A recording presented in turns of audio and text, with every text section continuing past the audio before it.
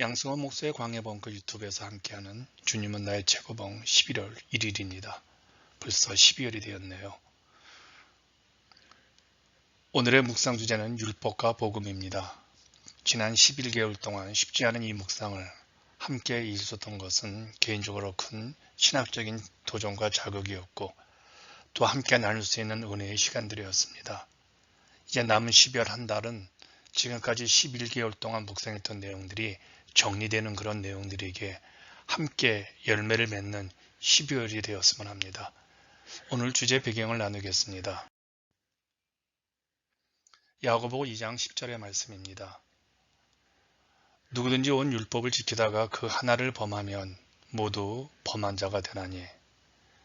오늘 본문은 1947년 성서윤리학의 첫 번째 강제 여러 편의 자료에서 아내 비디가 편집하여 율법과 복음에 관한 서론만을 담았습니다.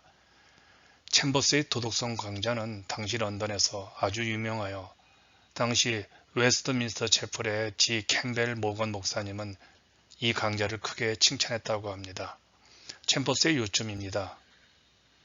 율법의 기능은 우리로 하여금 죄를 깨닫게 하는 것이요 복음은 그 죄책감으로부터 우리를 구원하는 것이라고 말을 했습니다. 오늘은 율법을 좀 제대로 알았으면 합니다. 율법 제대로 알기에 율법은 왜 우리에게 죄책감을 심어줄까요? 야고보 사도는 율법과 복음이 있어야 할 자리를 행위와 은혜로 이해하고 있었습니다. 그렇다면 율법은 왜 우리에게 죄책감을 심어줄까요? 챔버스가 그 이유를 이렇게 말합니다. 율법, 도덕법은 우리 인간의 연약함을 조금도 고려하지 않았습니다. 유전으로 물려받은 죄성 및 인간의 약함을 고려하지 않고 언제나 완벽한 완전한 도덕을 요구합니다. 그래요. 율법의 특징은 우리에게 언제나 완벽하게 변함이 없으며 어떤 자비도 없습니다. 오로지 그 법에 의해 우리들을 판단하고 구속할 뿐이기 때문에 우리는 율법 앞에서는 항상 죄책감이 생기죠.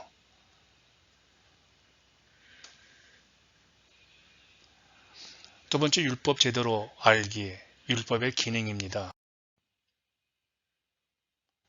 율법의 기능은 분명합니다. 율법으로 인해 가려졌던 죄가 선명하게 드러납니다.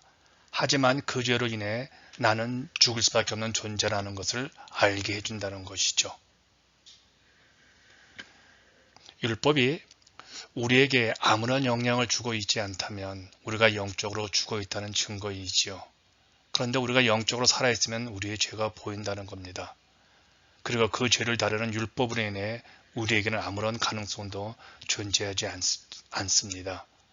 오히려 율법을 몰랐을 때는 두려움도 죄도 없는데 율법으로 인해 죽을 수밖에 없는 존재임을 깨닫게 해주는 것이 율법의 기능이라는 겁니다. 율법 제대로 알기입니다. 율법은 우리에게 몽학선생, 초등교사라는 것이죠. 이 말을 바울 선생이 율법을 몽학선생의 초등교사로 사용했습니다. 몽학선생은 당시 헬라 문화에서 어린아이를 보호하는 인도자를 의미합니다. 아이가 성인이 되면 몽학선생의 역할은 끝이 나죠. 율법이 몽학선생과 같은 이유는 우리로 하여금 죄를 깨닫게 하고 죄로 인해 죽게 만드는 것입니다.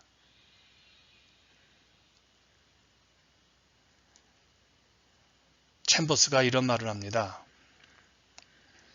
죄의 가책은 율법으로 인한 두려움과 절망을 가져옵니다.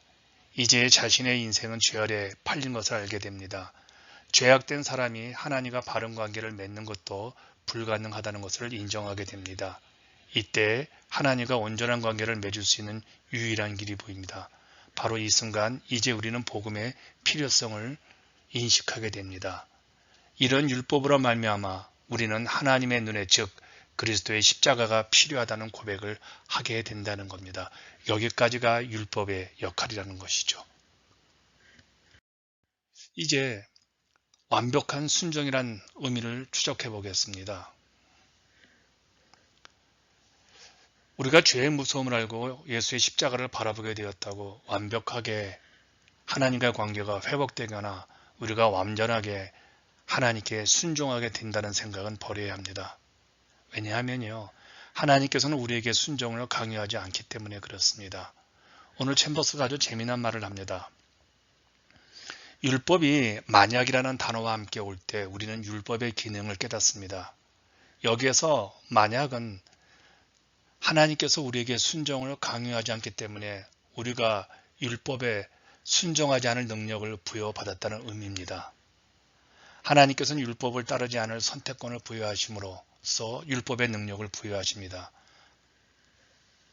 만약 하나님께서 우리에게 순종을 강요한다면 율법은 전혀 무의미하며 어떤 능력도 발휘하지 못할 겁니다. 우리의 감정은 상당히 유동적이죠. 어떤 때는 하나님의 손에 붙들린 삶을 원하지만 어떤 때는 하나님께서 우리를 내버려 두시길 원합니다. 여기에서 순종이 아주 중요한 역할을 하죠. 챔버스가 이런 말을 합니다. 그러나 하나님의 뜻을 따르기로 할 때 율법부터 오는 모든 강박이 사라집니다. 마음을 다해 주님을 순종하기로 선택할 때 하나님께서는 주의 모든 전능하신 능력으로 가장 멀리 있는 별과 바다의 마지막 모래알까지도 동원하여 우리를 도우십니다. 그래요, 우리는 단지 우리의 모든 의지를 발동하여 움직이기만 하면 됩니다. 그럴 때 순종하면 하나님께서 우리를 도와주신다는 것이죠. 이게 완전한 순종입니다. 이제 오늘 당신에게 묻고 실천하기입니다. 당신은 하나님의 율법이 지닌 완벽하게 요구하는 속성을 느껴본 적이 있습니까? 어떻게 해야 당신이 완벽하게 순종할 수 있을까요? 당신이 단지 의지를 발동하여 결심한다면 하나님은 능력으로 순종할 수 있도록 당신을 도울 것입니다. 힘내십시오.